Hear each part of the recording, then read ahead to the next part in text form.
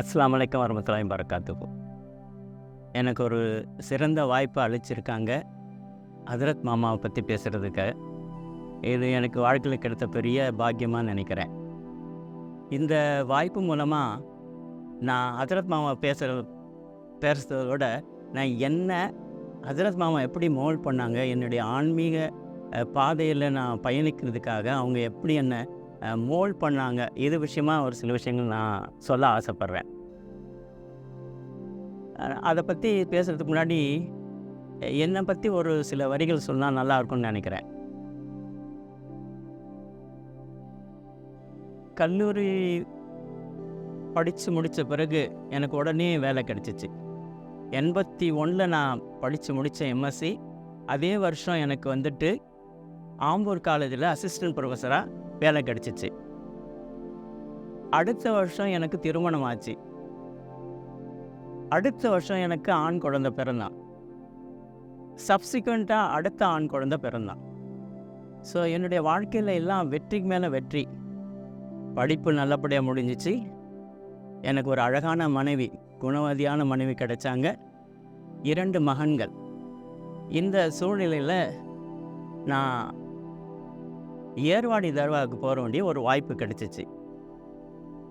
அங்கே அப்பாஸ் மந்திரின்னு சொல்லி ஒருத்தவங்க பெரியவங்க ஷகிதானவங்க அடங்கியிருக்காங்க. அவங்ககிட்ட எல்லாருமே அவங்கவுங்களுடைய ஆசைகள் என்ன தேவை அப்படின்றத வந்துட்டு ஒரு சீட்டில் எழுதி போடுவாங்க.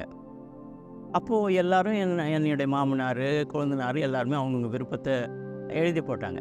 எனக்கு அல்ஹம்துலில்லாஹ் எல்லாமே கிடச்சிடுது. நான் என்ன எழுதி போடுறதுன்னு சொல்லி ஒரு ஒரு சில நிமிடங்கள் வந்து நான் திகைச்சு நின்னேன். அப்போ அல்லாஹ் தஆலா எனக்கு ஒரு எண்ணத்தை போட்டான். அந்த எண்ணம் என்னென்னா, அதுதான் எல்லாமே என்னுடைய ஆன்மீக பயணத்துக்கு தான் ஒரு பிஸ்மில்லான்ற ஒரு ஆரம்பம்னு சொல்லுவேன். நான் அதில் என்ன எழுதினேன்னா, நானும் வலியுல்லா ஆகணும். அந்த சீட்டில் இது கிட்டத்தட்ட 1985 என்னுடைய மூத்த பையனுக்கு வந்து 2.5 வயசு, 2வது பையனுக்கு 1.5 வயசு. அப்போ நான் அந்த சீட்டில் எழுதி போட்டது வந்துட்டு நான் வலியுல்லாக ஆக வேண்டும் அப்படின்றது தான். ஏன்னா எல்லாமே இருக்குது எனக்கு. வாட் நெக்ஸ்ட் அப்படின்ற கேள்வி கேட்கும்போது, இப்போ இவ்வளோ பெரிய வலிமார்களை பற்றி நம்ம பேசுகிறோம், தெரிஞ்சுக்கிறோம். ஏன் why not I become friend of God அப்படின்ற ஒரு கேள்வி வந்துச்சு. ஸோ அப்போது அல்லாஹ் தஆலா அந்த போட்ட அதே எண்ணத்தை நான் ஒரு என்னுடைய கோரிக்கையாக அவங்ககிட்ட வச்சேன். அல்ஹம்துலில்லாஹ் இன்ன வரைக்கும் அந்த பாதையில் நடந்துகிட்ருக்கேன். அதை ஒட்டி நடந்த சில விஷயங்கள் எல்லாம் பேச போகிறேன் நான் இப்போது. ஸோ இந்த சூழ்நிலை தான் அல்லாஹ்வுடைய கிருபையினால் நான் காலேஜில் சேர்ந்து ஒரு 2 வருஷத்துக்கு அப்புறம் என்னுடைய நண்பர் ரூமின்னு அழைக்கப்படுவாங்க. ஸோ அவங்களுடைய தொடர்பு எனக்கு 1985 84 கிடச்சிது. அவங்க வந்து ஆம்பூர் காலேஜ் சேர்றாங்க. அப்போது நாங்கள் ரொம்ப நெருங்கி பழகணும். ஒரே காலகட்டத்தில் இருக்கிறதுனால நாங்கள் நெருங்கி பழகும்போது, என்னுடைய நண்பர் ரஃபி பற்றி பேசும்போது நாங்கள் ரொம்ப நெருங்கி பழகி குடும்ப நண்பர்கள் ஆகிட்ட பிறகு நான் அவருக்கு மரியாதை கொடுக்குறதே விட்டுட்டேன். வாடா போடா இப்படி தான் நாங்கள் பேசுகிறது. ரஃபி வந்துட்டு ஒரு நாள் திடீர்னு எங்கள் வீட்டுக்கு வந்தான். இது மாதிரி வந்துட்டு, ஹே டே டே டே நான் நாகூரில் ஒரு மாமாவை பார்த்தேன், அதான் ஹசரத் மாமா, அவங்க ஹசரத் மாமாவை பார்த்தேன். எனக்கு வந்துட்டு அவங்ககிட்டருந்து அவங்க காலை தொட்டு கும்பிட்டேன். நடந்த விஷயங்கள்லாம் அவன் சொல்லி காலை தொட்டு கும்பிட்டேன். அவங்க வந்துட்டு என்னை ஏற்றுக்கிட்டாங்க. அப்புறம் எனக்கு மூச்சு பயிற்சி கொடுத்தாங்க அப்படி சொன்னாங்க. இது கேட்டோன்னே, ஆஹா நம்ம எதுக்கு தவிச்சிட்ருக்கோமோ அதுக்கு ஒரு நல்ல வாய்ப்பு கிடச்சிருக்குன்னு சொல்லி நான் உடனே அவன்கிட்ட சொன்னேன், டேய் என்னையே கூப்பிட்டு போடான்னு சொன்னேன். சப்சிக்வெண்ட்டாக போன வாரத்தில் ரஃபி வந்து என்னை நாகூருக்கு அழைச்சிட்டு போகிறான். ஹசரத்தை முத போய் பார்க்குறேன். ஒரு பயம். அந்த பழைய வீட்டில் இருந்தாங்க. இப்போது புது வீட்டில் அவங்க கடைசி இப்போ ஒரு 10 வருஷம் புது வீட்டில் இருந்தாங்க.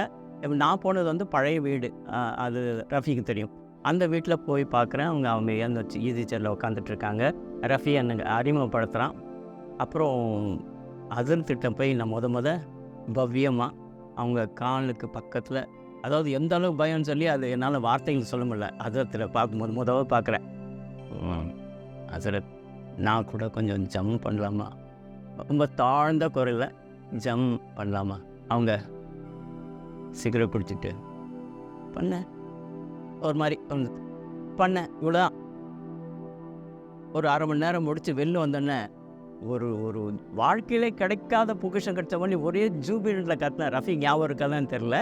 அவ்வளோ ஒரு சந்தோஷம், ஒரு பெருமிதம். ஸோ என்னுடைய முதல் பயிற்சி ஹசரத் கொடுத்தது, ரஃபி கொடுத்தது மூச்சு பயிற்சி சொன்னாங்க. எனக்கு ஜம்முன்னு சொன்னாங்க. ஜம்முடைய அர்த்தம் நமக்கு தெரியும், இணைதல்ன்றது, ஜம்முன்றது. ஸோ அந்த பயிற்சி தான் எனக்கு ஹசரத் கொடுத்தாங்க.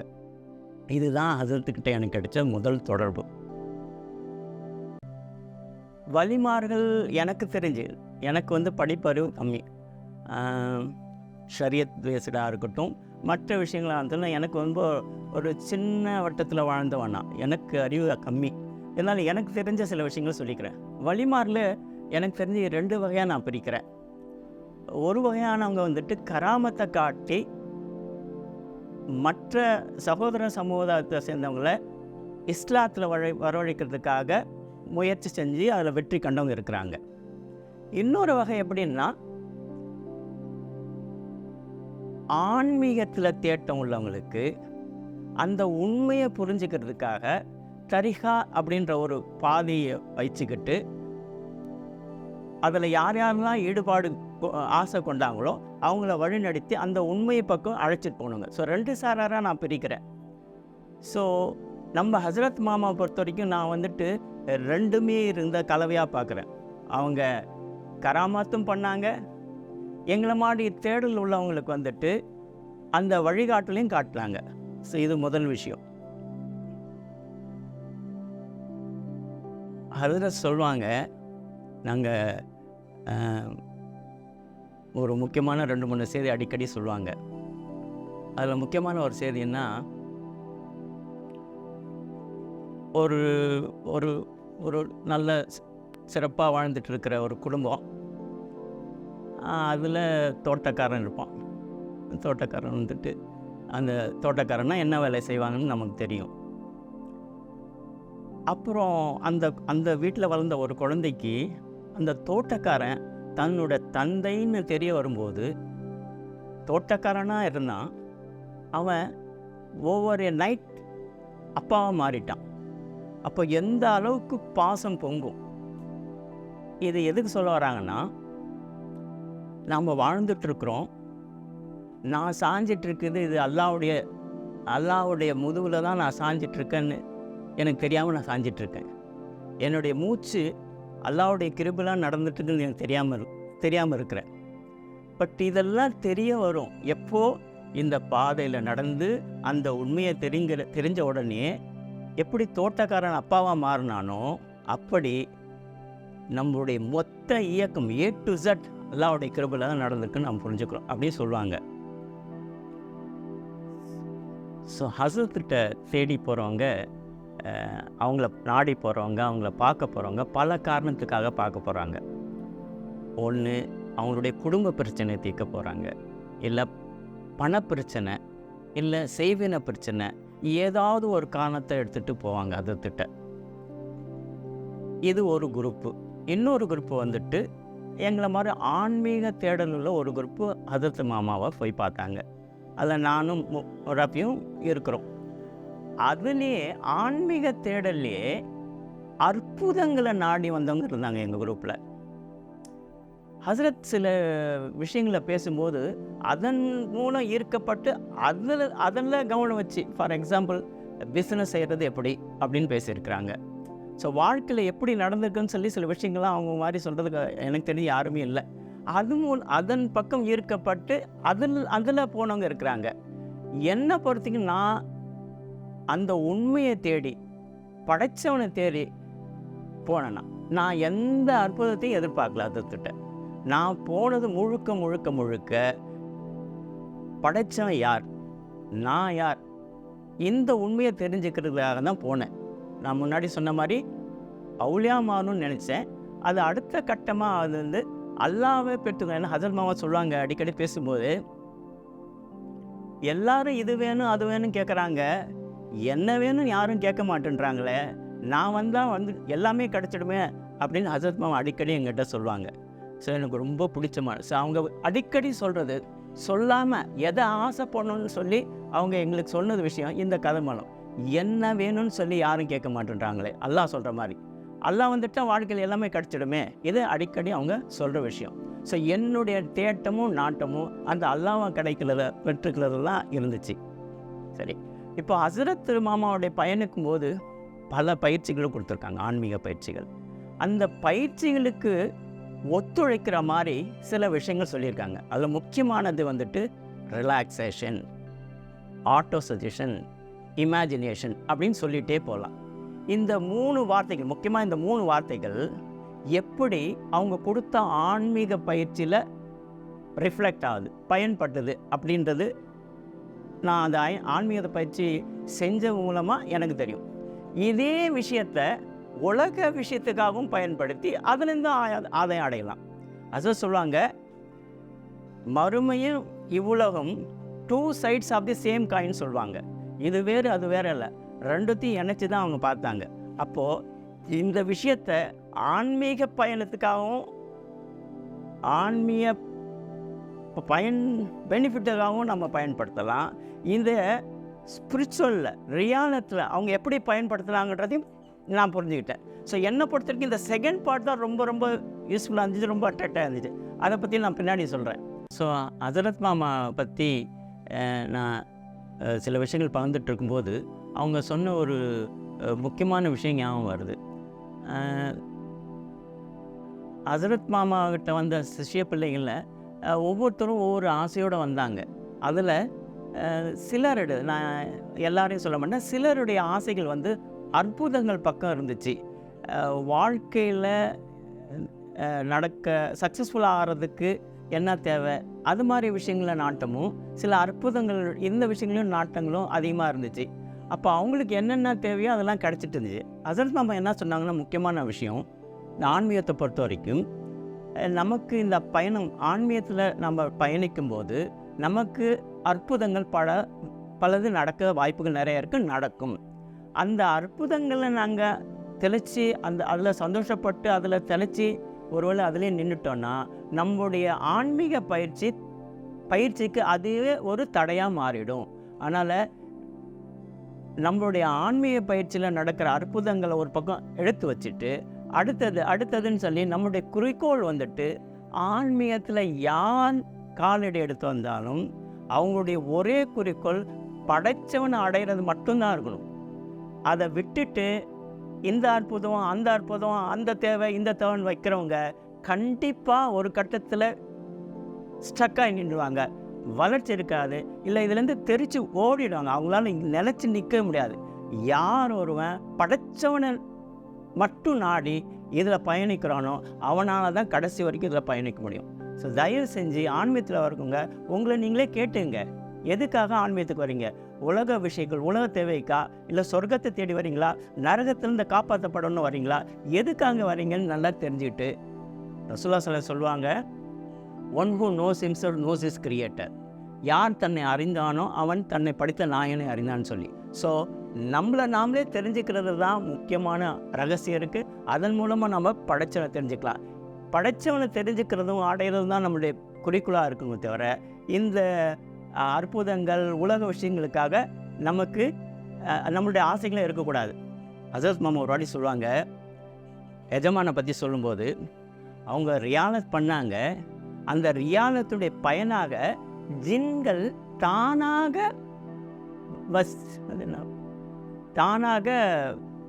ஸ்லேவாக மாறிடுது. ஸ்லேவ்ன்ற வார்த்தைக்கு என்ன தெரில. அதாவது ஒரு 100 மார்க் வாங்கினா அதில் 40 அடக்கும், 50 அடக்கும், 80 அடக்கும், 90 அடக்கும். அது மாதிரி நம்மளுடைய மனசில் அல்லாஹ்வை அடைஞ்சிட்டா இந்த இருப்புதங்கள் எல்லாம் தானாக வந்து சேர்ந்துடும். It will become very natural process. இது ஒரு முக்கியமான விஷயம். இந்த அற்புதங்களை பற்றி இன்னொரு விஷயம் ஹஜரத் மாமா என்ன சொல்லியிருக்காங்கன்னா, இந்த 2D 3D வச்சுட்டு எக்ஸ்பிளைன் பண்ணியிருக்காங்க. அவங்க ஒரு கட்டத்தில் என்ன சொல்லியிருக்காங்கன்னா, இப்போ தண்ணீரில் ஒரு கருப்பு வட்டம் இருக்குதுன்னு வச்சிங்களேன், ஒரு சர்க்கிள். அந்த சர்க்கிளில் ஒருத்தர் குதிக்கிறார், நடுவில் குதிக்கிறார், குதித்து எழுந்திருக்கும்போது அந்த சர்க்கிள் நினைக்குமா, எப்படி நான் க்ளோஸ்டாக இருக்கனே, எனக்குள்ளே அவன் எப்படி வந்தான்? ஒரு கருப்பு வட்டம், அந்த கருப்பு வட்டத்தில் ஒருத்தர் குதிக்கிறார், குதிச்சுட்டு மேலே வரார். அந்த சர்க்கிள் நினைக்கலாம், நான் தான் எல்லா பக்கம் அடைச்சிட்டேனே, இவன் எப்படி வந்தான்? இந்த 2 டைமென்ஷன்றது 3 டைமென்ஷனில் கொஸ்டின் பண்ணுதான். அதே மாதிரி நம்மளை 3 டைமென்ஷனில் இருக்கிறோம். இந்த மலக்குமார்கள் மற்ற விஷயங்கள்லாம் 4 டைமென்ஷனில் இருக்கலாம். அது பண்ணுற விஷயத்தெல்லாம் நம்ம ஆச்சரியமாக பார்க்கணும். இது எப்படி, அது எப்படி, இப்படி கதவுக்குள்ளே பூந்து வந்தாங்க, செவுரு இருக்க, செவருக்குள்ளே எப்படி பூந்து வந்தாங்க, ஹவு இஸ் இட் பாசிபிள்? இது அந்த டைமென்ஷனில் போகும்போது தான் நமக்கு புரியும். நம்ம 3 டைமென்ஷனில் ஃபங்க்ஷன் ஆகிட்டு இருக்கோம். நம்ம 4th டைமென்ஷனில் போகும்போது you will know what is what. அந்த ட்ரூத் உண்மை தெரியும். நீங்கள் 3 டைமென்ஷன் இருந்துட்டு 4th டைமென்ஷன் ஆளுக்காக ட்ரை பண்ணாதீங்க. இட் இஸ் இம்பாசிபிள் அப்படின்னு ஒரு முக்கியமான கருத்தும் ஹசரத் மாமா சொல்லியிருக்காங்க. ஹசரத் மாமா வந்துட்டு எங்களுக்கு கொடுத்த அற்புதமான உபதேசங்கள் இல்லை பொக்கிஷங்கள் இதெல்லாம் வந்துட்டு வார்த்தையில் சொல்லி விவரிக்க முடியாது. அவ்வளோ அற்புதமான விஷயங்கள் வந்துட்டு ஹசரத் மாமா சொல்லியிருக்காங்க. அதில் 2 விஷயம் எனக்கு இப்போ ஞாபகம் வருது. ஒன்று வந்துட்டு ஏலியன்ஸ் பீயிங்ஸை பற்றி அவங்க சொல்லியிருக்காங்க.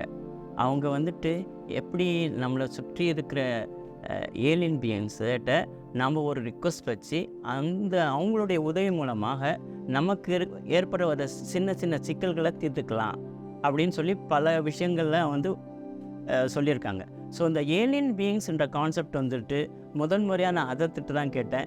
ஸோ அவங்களுடைய உதவியை வந்துட்டு நமக்கு தேவை ஏற்படும் போது ஒரு ரிக்வஸ்டாட்டும் அவங்ககிட்ட சொன்னால் அந்த வேலை முடிஞ்சிடும். ஏதோ ஒரு சாவியை மறந்து வச்சுட்டோன்னு வச்சிங்களேன், அப்போ எங்கே இருக்குதுன்னு தெரியல, சும்மா ஒன்றில் ஒரு சின்ன ரிக்வஸ்ட் எனக்கு எங்கே இருக்குதுன்னு தெரியணும்னா அந்த இடம் காட்டப்படும், நம்ம போய் அந்த சாவி எடுத்துக்கலாம். இது மாதிரி சின்ன சின்ன விஷயங்கள் இல்லை முக்கியமான பல விஷயங்கள் கூட நம்ம ஏலியன்ஸ் பீயினுடைய உதவி பெற்றுக்கலாம் அப்படின்ற ஒரு விஷயத்தை ஹசரத் மாமா சொல்லியிருக்காங்க. இன்னொரு முக்கியமான விஷயம் என்ன ஹசரத் சொல்லியிருக்காங்கன்னா, காஸ்மிக் ஹேபிட் ஃபோர்ஸ்ன்னு சொல்லி ஒரு கான்செப்ட் சொல்லியிருக்காங்க. ஆங்கிலத்தை சொல்லுவாங்க man is a creation of habits சொல்லுவாங்க. மனிதன் வந்துட்டு மனிதன் வந்து பழக்க வழக்கங்களால் ஆகப்பட்டவன் என்ற ஒரு கருத்து இருக்குது. அப்போது நம்மளை வழி நடத்திட்டு போகிறது என்னென்னா, நம்மளையும் அறியாமல் நம்ம சப்கான்ஷியஸில் இருக்கிற நம்ம உள் மனசில் போட்ட ஹேபிட்ஸோ இல்லை அதுக்கு இன்னொரு வார்த்தை கண்டிஷனிங் சொல்கிறாங்க, ஹேபிட்ஸ் சொல்கிறாங்க. ஏதோ இதுதான் ஒரு ப்ரோக்ராமாக நம்ம மைண்டில் இருந்துட்டு நம்மளை வழி நடத்திட்டு இருக்கு. ஸோ நம்ம எந்த ஹேபிட்டை நமக்குள்ளே போடுறோமோ அது வந்துட்டு காஸ்மிக் ஹேபிட் ஃபோர்ஸ் பிக்கப் பண்ணிச்சுன்னா இட் பிகம்ஸ் யுவர் செகண்ட் நேச்சர்னு சொல்லியிருக்காங்க. இப்போது நேச்சர்னால் இப்போ நான் நேச்சுரலாக நடக்கிற விஷயம் வந்துட்டு ஹார்ட் பீட் தானே நடக்குது, லங்ஸு, நமக்கு இன்டர்னலாக பல விஷயங்கள் இயற்கையாக நடந்துகிட்ருக்கு. நம்மளுடைய முயற்சி அங்கே எதுவுமே கிடையாது. அதே மாதிரி ஒரு நல்ல விஷயத்தை நாம் தொடர்ந்து செய்கிறதுனால அது பழக்கமாக மாறுது, ஹேபிட்டாக மாறுது. அந்த ஹேபிட்டு கண்டினியூ பண்ணும்போது that habit will be picked by it will become cosmic habit force சொல்லுவாங்க. அது வந்துட்டு அந்த பழக்கம்ன்றது காஸ்மிக் ஹேபிட் ஃபோர்ஸாக மாறிடுது. அப்போ once it becomes cosmic habit force நம்மளுடைய எஃபர்ட்டே இல்லாமல் அந்த விஷயம் தானாக நடக்கும். எந்த ஒரு விஷயம் இருந்தாலும் அது ஒரு செகண்ட் நேச்சராக மாறும்போது காஸ்மிக் ஹேபிட் ஃபோர்ஸ் பிக்கப் பண்ணும்போது நம்ம வாழ்க்கையில் எந்த முயற்சி இல்லாமல் ரொம்ப லேஸாக ரொம்ப மிருதுவாக எஃபர்ட்லெஸ்ஸாக அந்த காரியத்தை நம்ம செய்யலான்ற ஒரு அற்புதமான விஷயம் சொல்லியிருக்காங்க. இன்னொரு விஷயம் ஞாபகம் வருது, ஹசரத் மாமா அடிக்கடி சொல்லுவாங்க டைமை பற்றி சொல்லும்போது கோல்டன் டைம்னு சொல்லி 2 விஷயம் சொல்லியிருக்காங்க. What you are today is the result of what you are yesterday. நீ இன்றைக்கி என்னவா இருக்கிறிய, நீ எதுவாக இருக்கிறியோ அது வந்து எதனுடைய பலன்னா நேற்று நீ என்னவா இருந்தியோ அதனுடைய பலனாக இருக்கிற. அடுத்த கோல்டன் டைம் சொல்லும்போது what you will be tomorrow is going to be the result of what you are today. So நாம் இன்றைக்கி எப்படி இருக்கிறோன்னா இதுக்கு நேற்று ஒரு வாரத்துக்கு முன்னாடி ஒரு வருஷத்துக்கு முன்னாடி என்ன செஞ்சோமோ அதனுடைய பலனாக தான் இன்றைக்கி நம்ம இன்றைக்கி இருக்கிறோம். அப்போ இன்றைய நாளை நம்ம சரியாக பயன்படுத்திட்டா, இன்றைய பொழுதே வரப்போகிற நாட்கள் நம்ம சரியாக பயன்படுத்திட்டா அது நம்ம எதிர்காலத்தை நிர்ணயிக்கும் அப்படின்ற ஒரு அழகான விஷயம் சொல்கிறாங்க. So first golden time second golden time சொல்லி இது ஒரு அருமையான கான்செப்ட் சொல்லியிருக்காங்க. இதை பற்றி நிறைய அதாவது இது சொல்லிகிட்டே போகலாம். ஆன்மீகத்தில் காலம் எடுத்து வைக்கிறவங்களுக்கு ஹசரத் மாமா சொன்ன ஒரு முக்கியமான அறிவுரை, பல அறிவுரை கொடுத்துருக்காங்க. அதில் ரொம்ப முக்கியமாக நான் கருதுவது என்னவென்றால், ஃபினான்ஷியல் செக்யூரிட்டி யாருக்கு இல்லையோ அவர்கள் ஆன்மீகத்தில் பயணிப்பது முடியாத காரியம். It is impossible to have progress in spirituality if you don't have financial security. Financial செக்யூரிட்டினா நாளைக்கு நாம் எழுந்தா குழந்தைக்கு சாப்பாடு இல்லை, படிப்பு காசு இல்லை, அது இல்லை, இது இல்லை, இந்த பிரச்சனையோடு யாரும் ஆன்மீகத்தில் ரியாலட் பண்ணி வரவே முடியாது. நம்மளுடைய மனசெல்லாம் நம்மளோட பிரச்சனைகளில் முக்கியமாக ஃபினான்ஸ் சம்மந்தோட பிரச்சனைகளே முழுமையாக இருக்கும். அப்போ ஆன்மீகத்தை ப்ராக்ரஸ் ஓடாது அவங்க. அதனால் அவங்கள தேடி வரவங்களுக்கெல்லாம் ஆன்மீகத்தில் காலை எடுத்து வைக்கிறவங்களுக்கெல்லாம் see that you have financial security, make sure that you are well off. ஒரு நல்ல, அதாவது அவங்க ஹதரத் மாமா சொல்லுவாங்க பணத்தை பற்றி சொல்லும்போது, பேங்க்கில் பணம் இருக்கணும், வீட்டில் பணம் இருக்கணும், பாக்கெட்டில் பணம் இருக்கணும். எந்த அளவுக்குன்னா, நம்ம போகிறோம், திடீர்னு பார்க்குறோம் இந்த கார் நல்லா இருக்கே வாங்கலாமே, காசு இல்லைன்னு வருத்தம் வரக்கூடாது. நீங்கள் கோடியாக வைக்கணும்னு அவங்க ஆசைப்படல, நீங்கள் உங்கள் தகுதிக்கு ஏற்ற மாதிரி தான் நீங்கள் ஆசைப்படுவீங்க. அந்த ஆசையை நிறைவேற்றுற அளவுக்கு உங்களுக்கிட்ட காசு இருக்கணும், பேங்க்கில் இருக்கணும், வீட்டில் இருக்கணும், பணம் பாக்கெட்டில் இருக்கணும். இது ஒரு முக்கியமான விஷயம். ஸோ இதை தான் அவங்க ஃபினான்ஷியல் செக்யூரிட்டி. இந்த அளவுக்கு வந்துட்ட பிறகு தான் உங்கள் மனசு முழுமையாக ஆன்மீகத்தில் ஈடுபடும். இதில் கோளாறு இருந்துச்சுன்னா மனசு அப்படியே செதறிட்டே இருக்கும், ரொம்ப கஷ்டம்னு சொல்லியிருக்காங்க. இன்னொரு விஷயம் ஃபினான்ஷியலை பற்றி சொல்லும்போது ஹதரத் மாமா, உங்களுக்கு வர வருமானத்தில் ஒரு குறிப்பிட்ட பர்சன்ட்டு வரும்போதும் சரி, செலவு பண்ணும்போதும் சரி எடுத்து வைங்க. மாமா ஹசரத் மாமா சொன்ன மாதிரி நான் ஒரு வேளை எடுத்துருந்தா அந்த பணம் மட்டும் என்னை பொறுத்த வரைக்கும் இந்த 30 வருஷத்தில் ஒரு 25 லட்சம் வந்திருக்கும். அன்ஃபார்ச்சுனேட்லி அந்த அந்த அந்த அந்த உபதேசத்தை கொஞ்ச நாள் செஞ்சேன், அதுக்கப்புறம் நான் தவறு விட்டேன். அதன் காரணமாக என்னுடைய பேங்க் பேலன்ஸில் இப்போ பணம் இல்லை, அது வேறு விஷயம். ஸோ அவங்க சொன்ன அந்த ஃபினான்ஷியல், அதாவது பிஸ்னஸை பற்றி பேசும்போது சொல்லி, ஃபினான்ஷியல் செக்யூரிட்டி பற்றி பேசும்போது, இந்த பொருளாதாரத்தை பற்றி பேசும்போது, இன்னொரு பொருளாதாரத்தை பற்றி வரும்போது அது சம்மந்தப்பட்ட பிஸ்னஸை பற்றி பேசும்போது ஒரு அற்புதமான உன்னதமான கருத்து சொன்னாங்க. அது என்னென்னா, business is nothing but service to the humanity. Through business if you do service you will become automatically rich person. பணம் உங்கள் காலடி கொட்டுன்றாங்க. Don't go after money, you do service through business, money will come after you அப்படின்ற ஒரு, அதாவது எனக்கு இது வரைக்கும் நான் பிஸ்னஸை பற்றி எனக்கு அவ்வளோ இது இல்லை. ஆனால் அவங்க ஒருத்தர் பிஸ்னஸ் பண்ணுறவங்களுடைய ஆட்டிடியூட் எப்படி இருக்கணும்னா, அதன் மூலமாக சமுதாயத்துக்கு ஒரு சர்வீஸ் பண்ணுற ஒரு மனநிலையில் தான், ஒரு எண்ணத்தில் தான் நம்ம பண்ணணும். பண்ணணுன்றது தானாக உங்கள் நம்ம காலடியில் கொட்டுன்னு சொல்லி அதற்கமாக சொல்லியிருக்காங்க. நீங்கள் கடலுக்குள்ளார போய் கடை வச்சா கூட இந்த ஆட்டிடியூடோடு நீங்கள் பிஸ்னஸ் செஞ்சிங்கன்னா ஜனங்க அங்கே தேடி வாங்குவாங்க.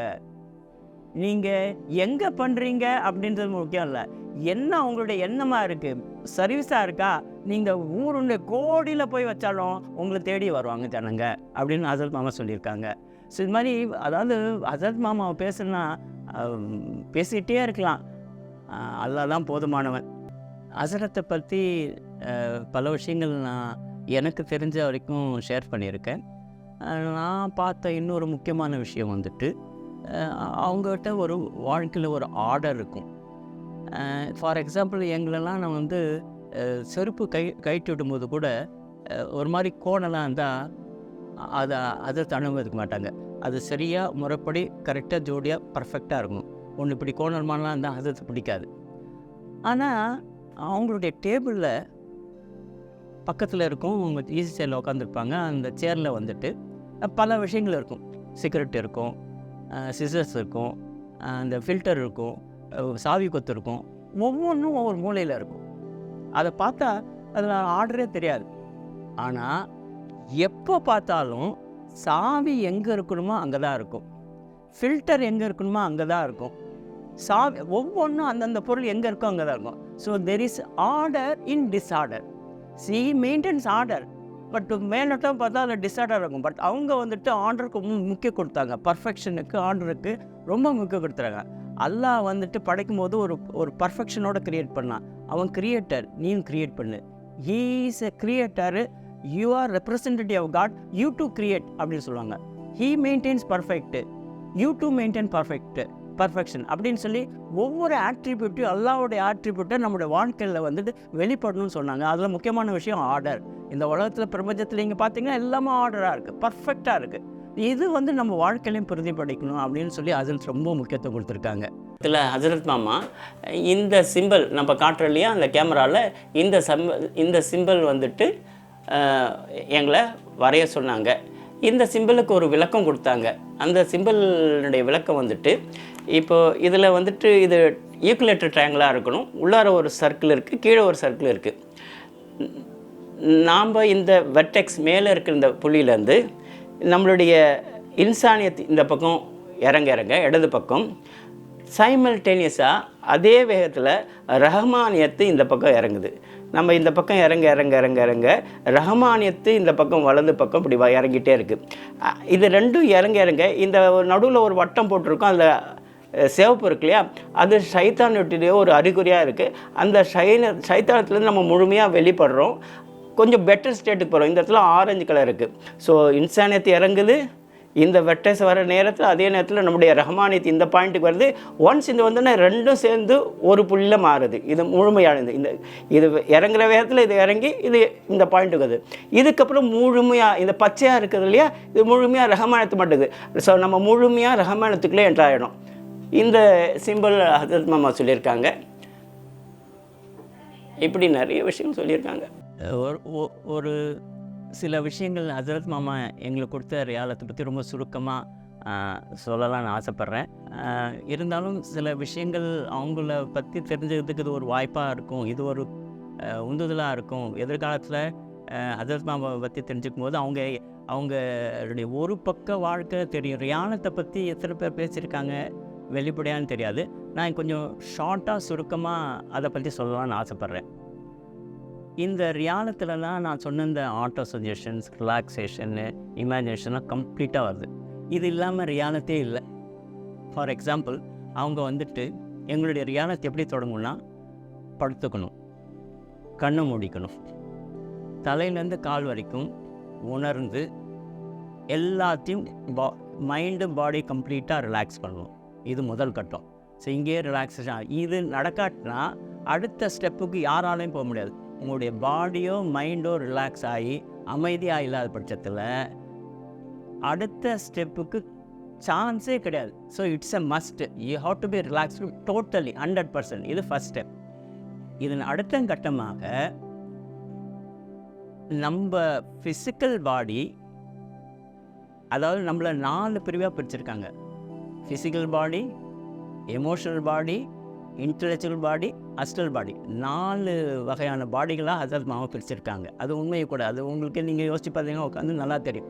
இதில் ஃபஸ்ட்டு பாடி ரிலாக்ஸ் ஆன பிறகு அதுலேருந்து எமோஷனல் பாடி ஒரு 2 அடிக்கு முதல் கட்டத்தில் பிரியும். நம்ம பாடி படுத்துட்ருக்கு, கற்பனையில் பண்ணுறோம். அந்த கற்பனையில் நம்ம ஃபிசிக்கல் பாடியிலேருந்து எமோஷனல் பாடி 2 அடிக்கு பிரியும். அந்த எமோஷனல் பாடியிலேருந்து இன்டலெக்சுவல் பாடி பிரியும்.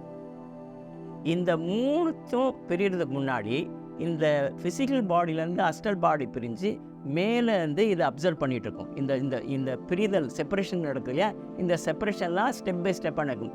Physical body, from physical body to emotional body to intelligence body. இது எல்லா ஆக்டிவிட்டீஸும் மேலே இருக்கிற அஸ்ட்ரல் பாடி பார்த்து இமேஜின் பண்ணிகிட்ருக்கும். இதெல்லாம் நடக்குது, அதை பார்த்துட்ருக்கும். இந்த பாடி செப்பரேஷன் கூட ஒரு கார்டு, சில்வர் கார்டு சொல்லுவாங்க, அஸ்ட்ரல் பாடியிலேருந்து தொடங்கி இந்த 3 பாடியோடையும் கனெக்ட் ஆகிருக்கும். அது கட் ஆச்சுன்னா நம்ம இறந்தது சமம். ஸோ அந்த அந்த அந்த சில்வர் கார்டு ஆட்டோமேட்டிக்காக நம்மளுடைய இமேஜினேஷனில் வந்துடும். இந்த ப்ராசஸ் முடிகிற வரைக்கும் அஸ்ட்ரல் பாடியில் தொடங்கி இன்டெலிஜென்ட் பாடி, எமோஷ்னல் பாடி, ஃபிசிக்கல் பாடி, இது எல்லாத்துக்கும் ஒன்று கொண்டு தொடர்பாக இருக்கிற அந்த சில்வர் கார்டு வந்திருக்கும். இந்த நிலையில் போட்டு இதுக்கப்புறம் பல கற்பனைகள், அற்புதமான கற்பனைகள்லாம் பண்ணுவோம். அது 1-2 நான் சொல்லிடுறேன். இப்போ இதிலே இமேஜினேஷன் வந்துடுது. ஃபஸ்ட்டு ஸ்டெப்பில் நம்ம படுக்கும்போது ரிலாக்ஸேஷன் வந்துடுது. அஸ்ட்ரல் பாடி பிரிஞ்சு போகிறதே இட்ஸ் பியூர் இமேஜினேஷன். இமேஜினேஷன் பற்றி அதை சொல்லுவாங்க, திரையிடப்பட்ட உண்மை. கற்பனை என்றது திரையிடப்பட்ட உண்மை அப்படின்னு சொல்லுவாங்க. ஸோ நமக்கு சாதாரண இந்த வார்த்தை தான் imagination, it's actually wild reality அப்படின்னு சொல்லுவாங்க. ஸோ இந்த கற்பனை மூலமாக நாம் மேலே போகிறோம். அடுத்தது அந்த அஸ்ட்ரல் பாடி ஒரு ஆட்டோஜஸ்ட் சொல்லுமா, நான் இந்த பயிற்சி செய்கிறது இந்த 3 பாடியுடைய வெல்பீயிங்காக தான். எவ்ரி சொல்லுவாங்க, day by day I am getting better and better அப்படின்னு ஒரு சஜஷன்ஸ் சொல்லுவாங்களாம். அதாவது அந்த அஸ்ட்ரல் பாடியை வந்துட்டு இந்த 3 பாடியை மனசில் வச்சுட்டு it is getting better and பெட்டர்னு சொல்லி ஒரு ஆட்டோ சஜஷன் நடந்துகிட்ருக்குமா. அதாவது அஸ்ட்ரல் பாடின்னு நீங்கள் அஸ்ட்ரல் பாடினா நாமன்னு வச்சுக்கலாம், அதுதான் உண்மையான நாம். ஆக்சுவலி உண்மையான நாம் தான் அஸ்ட்ரல் பாடின்ற பேரில் மேலே இருக்கிறோம். அந்த பாடி இந்த 3 பாடியுடைய நன்மைக்காக செய்யப்படுற பயிற்சி. இந்த நன்மையெல்லாம் அந்த 3 பாடி போயிட்டுருக்கு. இந்த பயிற்சிகள் மூலமாக அது நாள்பட ஸ்ட்ரென்த் ஆகிட்டுருக்கு, பெட்டர் ஆகிட்டுருக்குன்ற ஒரு ஆட்டோ சஜஷன் நம்ம சொல்கிறோம். இது ஒரு பக்கம் நடந்துகிட்ருக்க. இந்த ஃபிசிக்கல் பாடி, எமோஷனல் பாடி, இன்டெலெக்சுவல் பாடி பற்றி ஒரு சின்ன விளக்கம். ஃபிசிக்கல் பாடியை பொறுத்த வரைக்கும் எல்லாருக்கும் தெரிஞ்சது தான்.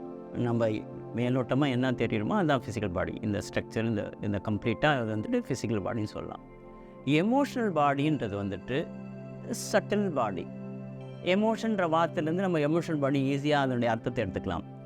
When you are happy, when you are sad, when you are angry, when you are agitated, when you are irritated, emotion தான் அங்கே வேலை செஞ்சுட்டு. நம்மளுடைய எமோஷன் தான் சந்தோஷமாக, கோபமாக, விரக்தியாக, ஸோ பல ரூபத்தில் வந்துட்டு நமக்குள்ளே ஆட்கொள்ளுது. அதோடைய தாக்கத்தையும் நம்ம நல்லா உணரலாம். நம்ம ஃபிசிக்கல் பாடியில் அது உண்ட ஒரு கோவப்படும் போது நடக்கிற மூச்சில் மாற்றங்கள் எல்லாம் என்ன நடக்குது எல்லாருக்கும் தெரியும். ஸோ நமக்குள்ளார நம்மளையும் அறியாமல் இருக்கிற ஒரு முக்கியமான பாடி தான் எமோஷனல் பாடி. அந்த எமோஷனல் பாடியை ஸ்டெபிலைஸ் பண்ணுறது ஆன்மீகத்தில் ரொம்ப ரொம்ப முக்கியம். You must be very very stable emotionally to pursue spiritual line அப்படின்னு ஒரு கான்செப்ட் இருக்குது. ஸோ அதோடைய வெல்பீயிங்காக, அதோடைய ஸ்டெபிலிட்டிக்காக நமக்கு இந்த பயிற்சி தேவைப்படுது. அதனால தான் ஃபிசிக்கல் பாடியிலேருந்து ஹஜ்ரத் மாமா வந்துட்டு எமோஷனல் பாடியை பிரிக்கிறாங்க. அடுத்தது இன்டெலெக்சுவல் பாடி. இந்த வேர்டு இன்டெலெக்சுவல்ன்றதே தெரியுது, இது அறிவு சம்மந்தப்பட்டது. நம்மளுடைய சர்வைவலுக்காக நம்ம பயன்படுத்துகிற ஒரு முக்கியமான டூல் வந்து நம்மளுடைய அறிவு. அது அறிவுன்றது மனத்தோடு சம்மந்தப்பட்டாலும் அப்பப்போ நம்மளுடைய அறிவை பயன்படுத்தி தான் இந்த சமுதாயத்தில் நம்மளுடைய வாழ்க்கையை வாழ்ந்துட்டுருக்கோம். ஸோ அதுக்கு மேற்கொண்டு விளக்கம் தேவைன்னு நினைக்கிறேன். ஸோ நம்மளுடைய அறிவை தான் அவங்க வந்துட்டு இன்டெலெக்சுவல் பாடின்னு சொல்லியிருக்காங்க. ஆக்சுவலி அறிவுனா ஹஜ்ரத் மாமா ஒரு அறிவு தான் சொல்லுவாங்க, அது வேறு கான்செப்ட், இதில் கலக்க வேணாம். ஸோ இன்டெலெக்சுவல் பாடி, அஸ்ட்ரல் பாடின்றது வந்துட்டு ரொம்ப ரொம்ப முக்கியமானது. என்னை பொறுத்தவரைக்கும் இது ஹஜ்ரத் மாமா சொன்னதில்லை, இது என்னுடைய பியூர் பர்சனல் கருத்து. நான் முன்னாடி சொன்ன மாதிரி one who knows himself knows is creator சொல்கிறாங்க இல்லையா. அதில் என்னை பற்றி தெரிஞ்சுக்கிறதுக்கு என்ன இருக்குது? உடம்பை பற்றி எனக்கு தெரியும், எனக்கு உள்ளார ஏற்படுற உணர்வுகளை பற்றி தெரியும். அது கோபமோ தாபமோ சந்தோஷமோ எதுவும் அந்த எனக்கு ஏற்படுற எண்ணங்கள், என்னுடைய செய்கைகள், ஒரு செய்கை செய்வதற்கு நான் என்னுடைய அறிவை கூர்மையை எப்படி பயன்படுத்தேன், இந்த அறிவு கூர்மையை பற்றியும் தெரியும். இது தவிர எனக்கு என்ன தெரியும்? நான் am asking everybody, what else one knows about himself? He knows about his physical body, his emotional body, his intellectual body. It's very clear. It needs no explanation. What about the true self? Who are you? Where are you? What are you? அப்படின்ற ஒரு கேள்வி கேட்கும்போது பல பதில்கள் வருது. So astral மாமா இப்படிலாம் சொல்லலை, இது நான் என்னுடைய பர்சனல் கருத்து. ஸோ அந்த உண்மையான நாம் மேலே போய் ஒரு இஸ்மு சொல்லுவோம், அற்புதமான இஸ்மு. அந்த இஸ்மை வந்துட்டு அந்த அர்த்தம் கேட்டால் ஆக்சுவலாக அதை நான் முதல்ல கேட்டுட்டு ஆடி போயிட்டேன். நாமே வகிக்கலாம் பிறப்பிடம். வகின்றது அல்லாஹ்கிட்ட வர்றது. மார்க்கஸில் வகியினுடைய அர்த்தத்தை நாமே அஸ்ட்ரல் பாடி சொல்லுது. அப்போ அஸ்ட்ரல் பாடிக்கும் படைச்சவனுக்கும் நிறைய தொடர்பு இருக்குது. அல்லாஹ் தாலா என்ன சொல்கிறான்? என்னுடைய ரூவை மனிதனுடைய தாய் வயிற்றில் இருக்கும்போது அந்த ரூஹு வந்துட்டு ஊதப்படுது அப்படின்னு சொல்கிறாங்க. அப்போது அந்த ரூவுக்கும் படைச்சலுக்கும் நெருங்கிய தொடர்பு இருக்குது. இந்த பிரிஞ்சு போன ஹஜ்ரத் மாமா சொன்னாங்களே, நீங்கள் யார் அல்லாஹ்ட்ட வந்து தீப்பொறின்னு சொன்னாங்க இல்லையா, அதனுடைய வெளிப்பாடு தான் அந்த அஸ்ட்ரல் பாடி சொல்லுது. ஹஜ்ரத் மாமா நான் சொன்னேன் இல்லையா, இந்த ஆட்டோ சஜஷன், இமேஜினேஷன்லாம் எப்படி பயன்படுது ரியாலத்தில்ன்றதுக்கு இன்னொரு ஒரு உதாரணத்துக்காக நாங்கள் செஞ்ச பயிற்சியுடைய இன்னொரு கட்டத்தில் நாங்கள் இந்த அஸ்ட்ரல் பாடி, இந்த ஃபிசிக்கல் பாடி, எமோஷனல் பாடி, இன்டெலிஜென்ஸ் மாதிரி பிரிஞ்சு அஸ்ட்ரல் பாடி மேலே போய் ஒரு முக்கியமான வேலை செய்யும். அந்த பாடி என்ன வேலை செய்யும்னா, அந்த அந்த அஸ்ட்ரல் பாடிய கற்பனையில் ஒரு வெள்ளையான ஒரு மாவு இருக்கும், ஒரு இந்த மாவாட்டம். அந்த மாவை நாங்கள் பிசையணும், அஸ்ட்ரல் பாடி பிசைஞ்சு அதில் அலீஃப் அப்படின்றத உண்டாக்கும். அலீஃப் முதல் கட்டமாக, அடுத்த வாரத்துக்கு சப்சிக்வெண்ட்டாக அது அல்லாவாக மாற்றுவாங்க. ஸோ எங்களுடைய மாவு ஒயிட்டாக இருக்கும். அந்த மாவை எடுத்து நாங்கள் பிசைஞ்சு அந்த மாவை எடுத்துகிட்டு முதல் கட்டத்தில் அலீஃப் உண்டாக்கும். அதுக்கவரையும் அந்த அல்லாஹுன்றது முழுமையாகிடுச்சு. இந்த ப்ராசஸில் நான் பின்னாடி இப்போ ஆஃப் லேட்டு ஒரு பெரியவங்க பேசும்போது என்ன சொல்கிறாங்கன்னா, இந்த ப்ராசஸில் செய்யும்போது நம்மளுடைய கல்வு, அதாவது ஃபிசிக்கல் ஹார்ட் கிடையாது, இந்த ஃபிசிக்கல் ஹார்ட்டுக்குள்ளே ஒரு கல்வுன்ற ஒரு லத்தாய்ஃப், சென்டர் ஆஃப் கான்ஷியஸ் சொல்கிறாங்க. அதில் இந்த அஸ்ட்ரல் பாடி யோசிக்கும்போது அந்த அல்லாஹுன்ற அந்த அந்த அந்த உன்னதமான அல்லாஹ்வுடைய பேர் வந்து நம்ம கல்வியில் பதிக்கப்படுறதுன்றது ஒரு பெரியவங்க பேசி கேட்டிருக்கேன். இது அசல் சொன்னதில்ல. அதுக்கப்புறம் நான் இதை ரெண்டுத்தையும் சேர்த்து கனெக்ட் பண்ணி பார்த்தா, இந்த பயிற்சி மூலம் இப்படி ஒரு பலன் இருக்கான்னு யோசிச்சிருக்கேன். ஸோ இந்த அல்லாஹுன்ற ஒரு கற்பனையை வந்து பண்ணியிருக்கோம். இதுக்கப்புறம் அதாவது ஹசரத் மாமா என் மனைவிட்டு ஒரு அடி சொன்னாங்களாம், அல்லாஹ் தாலா முழு ஞாபகத்தையும் இந்த நெஞ்சில் மறைச்சிருக்கான்னு சொல்லியிருக்காங்களாம்.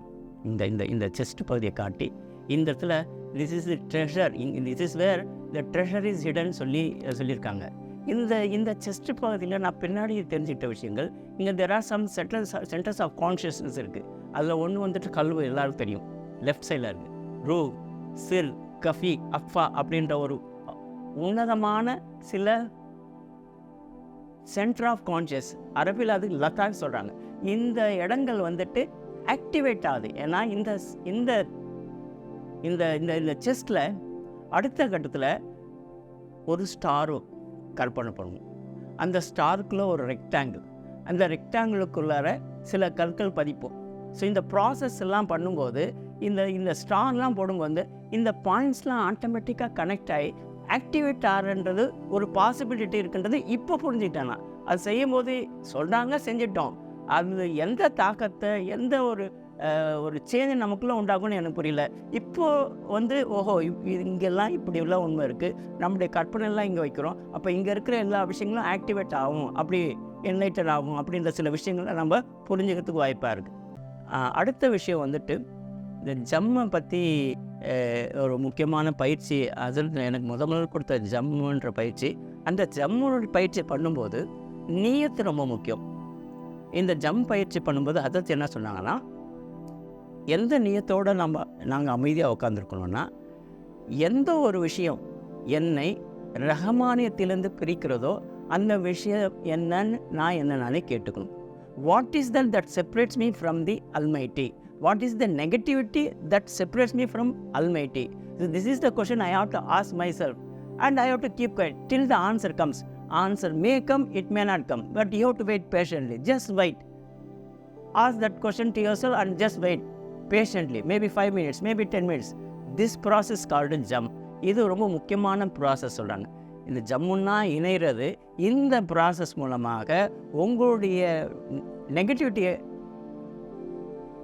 தெரிஞ்சு அதை அகற்றுறது மூலமாக நீங்கள் ஹசரத்தோட இணையறதுக்கு வாய்ப்பு சொல்லுங்கள். ஹசரத் அடிக்கடி சொல்லுவாங்க, நீ நானாக மாறும் வரை நீ என்னை சார்ந்தவன் இல்லை. அடிக்கடி அவங்க குருமார்கள் அவங்களுக்கு சொன்னதுன்னு நினைக்கிறேன். அவங்க எங்களுக்கு அடிக்கடி சொல்லுவாங்க, நீ என்ன மாதிரி மாறுற வரைக்கும் நீ என்ன சார்ந்தவன் இல்லை. இது எந்த அளவுக்கு நாங்களாம் புரிஞ்சுக்கிட்டோம் அப்படின்னு தெரியல. அதில் ரொம்ப சூட்சமான லைன். நாங்கள் ஹசரத் மாறினா அவங்க சிகரெட் குடிக்கிறது அவங்க வந்து தெளிவாக சொல்லியிருக்காங்க. ஜம்ப் பண்ணும்போது you are likely to get some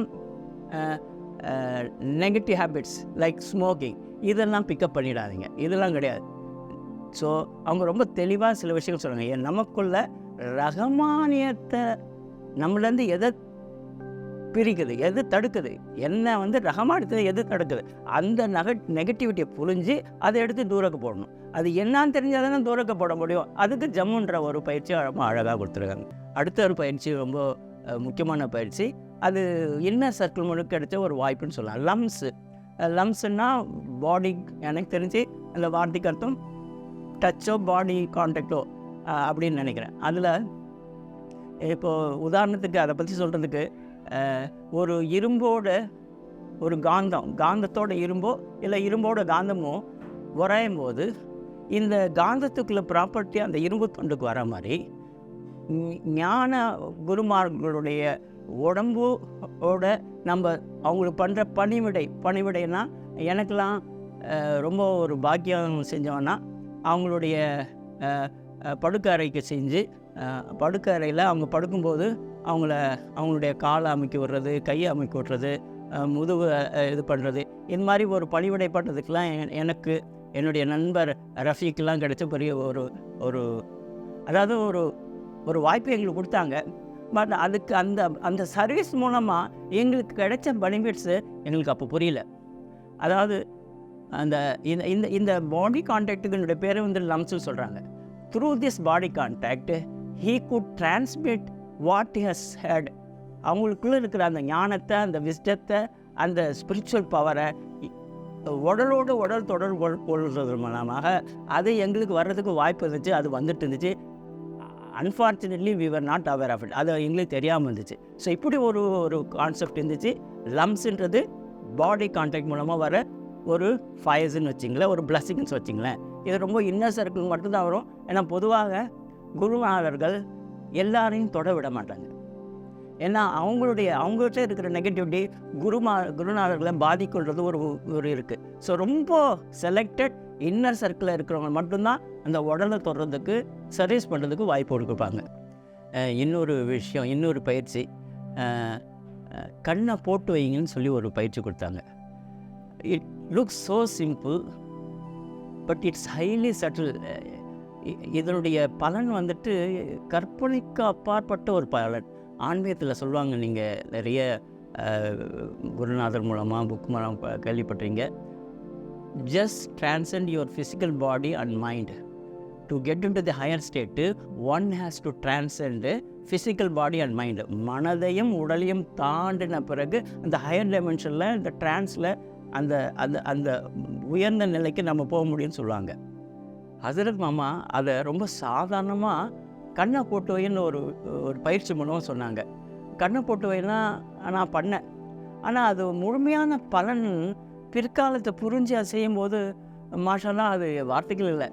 அந்த கண்ணை போட்டு வைக்கிற பயிற்சியில் என்ன ஆனன்னா, நம்ம பொதுவாக பார்க்கப்போ நான் இந்த கேமரா பார்த்துட்ருக்கேன்.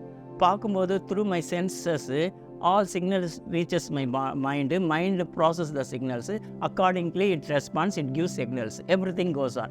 இது வந்து ஆட்டோமேட்டிக்காக நடக்குது. இப்போ நான் கண்ணு திறக்கும்போது என் கண் மூலமாக மற்ற விஷயமாக என்னுடைய 5 சென்சஸ் மூலமாக என்ன ப்ராசஸ் நடக்குமோ அத்தனை நடந்துருக்கு. இப்போ இதில் வந்துட்டு என்னுடைய உடலும் மனமும் என்னுடைய மைண்டும் பாடியும் ஆக்டிவாக இருக்குது. கண்ணு போட்டு வைக்கும்போது it is completely blank. My eyes are open, though they are open, neither my mind does any calculation, there is no process in my mind, physical body is totally absent, there is no movement, I am still. So when there is no movement, when it is still, I have transcended my physical body. Next stage is mind. So mind is also off. It is not doing any process. Though it receives signals, it keeps quiet. So through this process, I transcend my physical body as well as mind. In fact, when I transcend my physical body and mind, நான் உண்மையான யாரோ அது மட்டும், அந்த awareness மட்டும் தான் நிற்குது. It is the witness, it is the awareness that witnesses. என்னுடைய பிரஜை மட்டும் இருக்குது, அந்த பிரஜை மட்டும்தான் சாட்சி பயமாக இருக்குது. எந்த கால்குலேஷன் ப்ராசஸ், எந்த ஒரு ஜட்ஜ்மெண்ட் அப்ரிஷியேஷன் எதுவுமே இல்லாமல் எல்லாம் அபோவ் ஆல் மைண்ட் ப்ராசஸ். அல்ஹம்துலில்லாஹ்.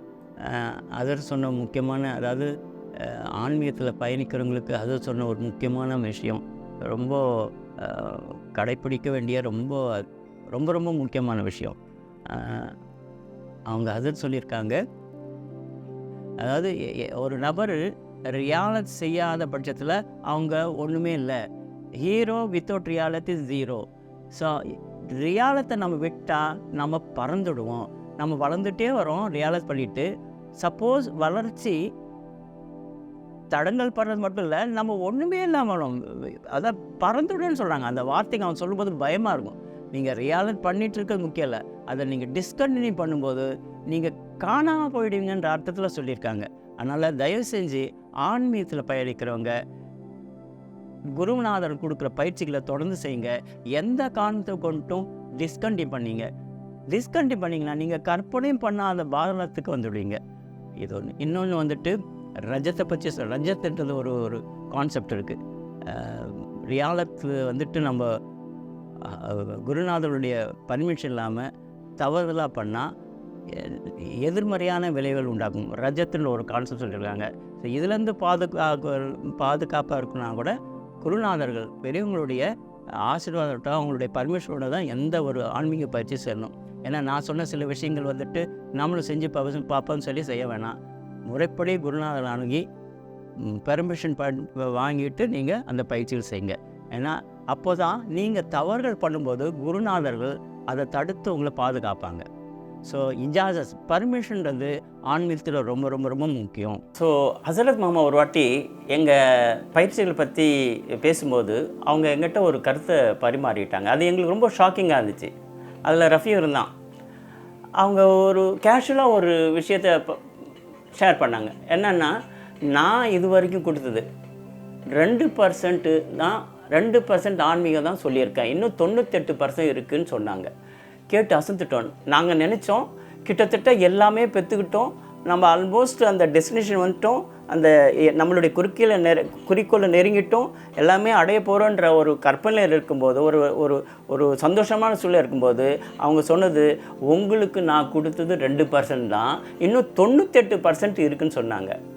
அதுக்கப்புறம் சில நாட்கள் பொறுத்து அவங்க இன்னொரு ஸ்டேட்மெண்ட் சொன்னாங்க, உங்களுக்கு நான் கண்டிப்பாக கொடுத்தே தீருவேன்.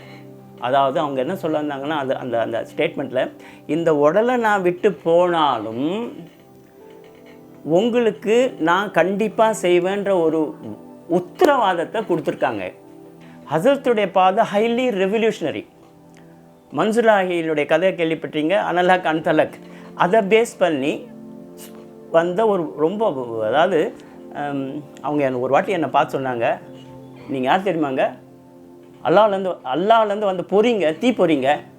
அதாவது அவங்க என்ன சொல்ல வராங்க, அல்லாஹ்க்கு இருக்கிற எல்லா ஆட்ரிபியூட்ஸும் எல்லா இதுவும் உங்கள்கிட்டையும் இருக்குது, பொக்கிஷமாக மறைஞ்சிருக்கு அப்படின்னு சொல்லி என்னை கண்ணை பற்றி ஒரு மாதிரி அது இன்னும் கண்முள்ள நிற்குது.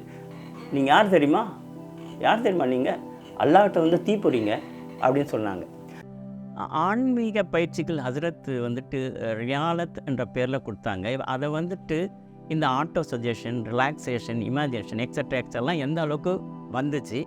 அது இல்லாமல் ரியாலத்தில் ஒன்றுமே கிடையாது. ஏன்னா அதில் சொல்லியிருக்காங்க, யாருக்கு கற்பனை செய்ய தெரியாதோ அவங்க வந்துட்டு இந்த ரியாலத்தை பண்ண முடியாது, ஆன்மீகத்தில் முன்னேற முடியாது, அவங்களால எதையுமே அடைய முடியாது. அது உலக வாழ்க்கையில் இருக்கிற பெனிஃபிட்டாக இருந்தாலும் சரி, ஆன்மீகத்தில் யாருக்கு கற்பனை செய்ய வரலையோ அவங்களுக்கு இது ஒரு பெரிய தடையாக மாறி இருக்கும். இந்த இமேஜினேஷன் சொல்கிறோம்.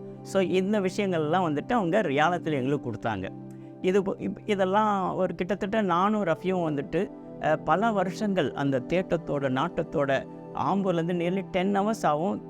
நாங்கள் தொடர்ந்து போனோம், நிறைய பெற்றுட்டோம். அதெல்லாம் வார்த்தைகளை சொல்ல முடியும், அவ்வளோ பெரிய ஒரு உன்னதமான பயிற்சிகள், ஆன்மீக பயிற்சிகள் கொடுத்தாங்க.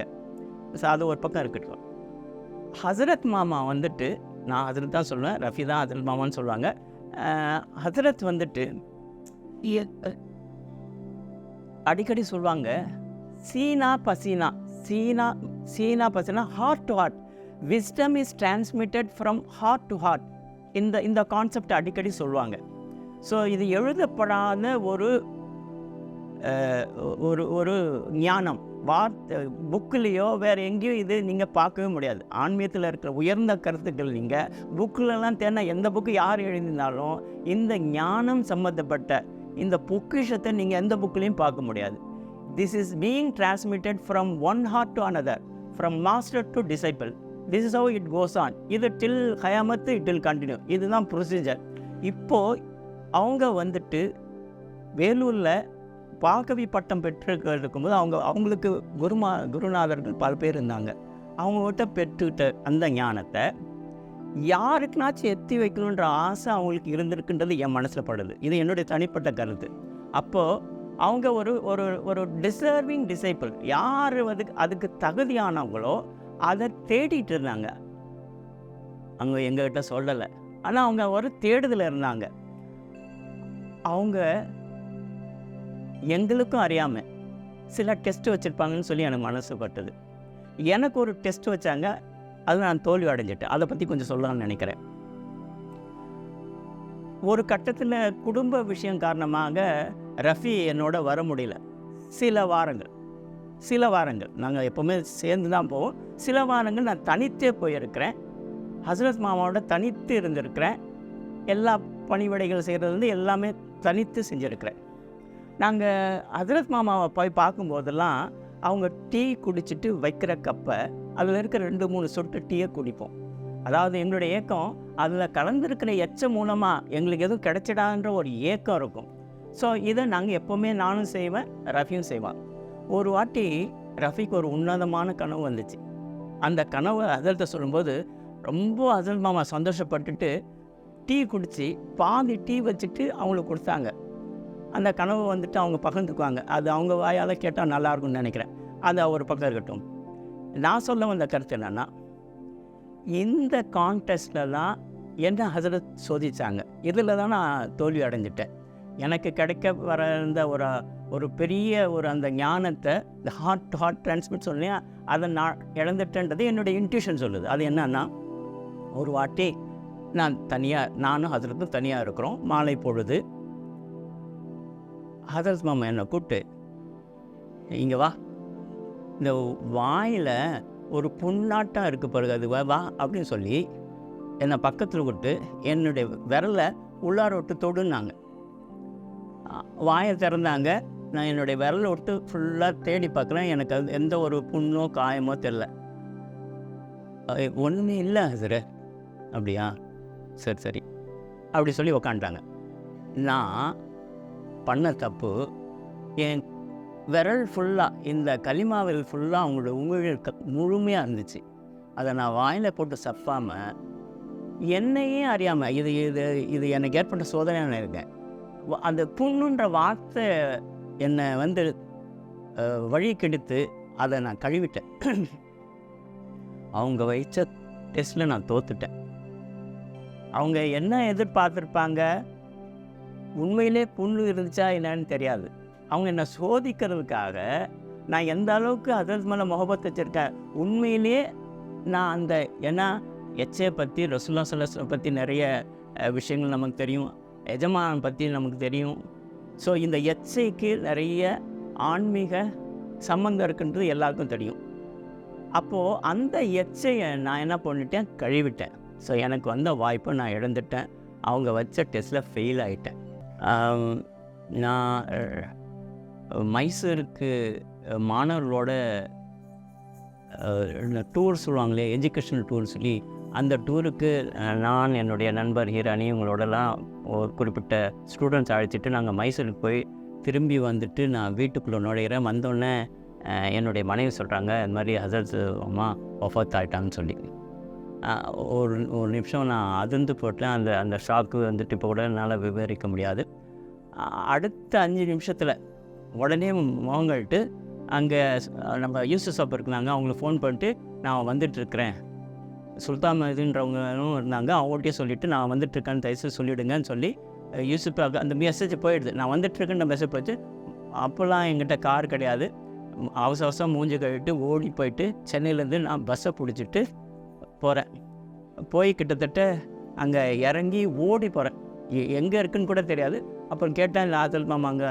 நான் போய் அந்த வீட்டுக்குள்ள நுழையும் போது ஹசரத் மாமாவுடைய அந்த ஃபைனல் ஸ்டேஜில் நான் தான் கடைசியாக அவங்க மார்பில் அந்த சந்தனத்தை வைப்பாங்க இல்லையா, கடைசி அது எனக்காகவே நிலை பண்ணதான் சொல்கிறாங்க. அல்லாஹ் அறிவான், அது எனக்கு ஒரு கிடைச்ச ஒரு பாக்கியம் நினைக்கிறேன். அவங்களுடைய நெஞ்சில் அந்த சந்தனத்தை வைப்பாங்க. அந்த சந்தனத்தை நான் வச்சு தான் கடைசியில் அவங்க வந்துட்டு அந்த கஃபன் மூடுறாங்க. அந்த பாக்கியம், அவங்கள பார்க்குற பாக்கியம் அங்கே இப்போ கூட எனக்கு அது கண்மனையாக வந்திருக்கு. அதுக்கப்புறம் அவங்களுடைய மற்ற அந்த பரியல் செரிமனிலாம் நான் கம்ப்ளீட்டாக கலந்துட்டு நான் வீட்டுக்கு வந்தேன். இது இது எனக்கு எனக்கு வந்துட்டு ஹஜரத் மாமா என்னுடைய என்னுடைய அந்த டிசைபிள்ஷிப்புன்னு சொல்கிறதா என்ன சொல்ல, அது அங்கீகாரம் படித்த மாதிரி, அதாவது என்னை ஏற்றுக்கிட்டாங்க முழுமையான்றதுக்கு அறிகுறியாக நினைக்கிறேன். ஏன்னா நான் வர வரைக்கும் ஒருவேளை பல காரணத்தினால நான் போனது தாமதமாக இருக்கலாம், அவங்க அடக்கப்பட்டிருக்கலாம். நான் கரெக்டாக போகிறேன். லாஸ்ட்டாக ஆல்மோஸ்ட் நான் வந்துட்டு நாகூரில் ஓடுறேன். Still I remember. ஓடி போகிறேன், கரெக்டாக இதை வந்துட்டாங்கன்னு சொல்கிறாங்க. உள்ளார போகிறேன், என்னை கூப்பிட்டு போகிறாங்க, சந்தனத்தை கொடுத்து வைக்க சொல்கிறாங்க. எனக்கு என்ன பண்ணணும்னு புரியல. அந்த பதட்டத்தில் நெஞ்சில் வைக்க சொல்கிறாங்க, நெஞ்சில் வைக்கிறேன். உடனே கஃன் போடுறாங்க. உடனே அடுத்த செகண்ட் எல்லாமே ஒரு நிமிஷம் கூட தாப்பிக்கல. நான் வச்சு தான் லாஸ்ட்டு. உடனே கஃன் மூடிட்டு பரியல் கிரவுண்டுக்கு கொண்டு போயிட்டு அடக்கம் பண்ணுறாங்க. நான் முழுமையாக இருந்துட்டு வந்துட்டேன்.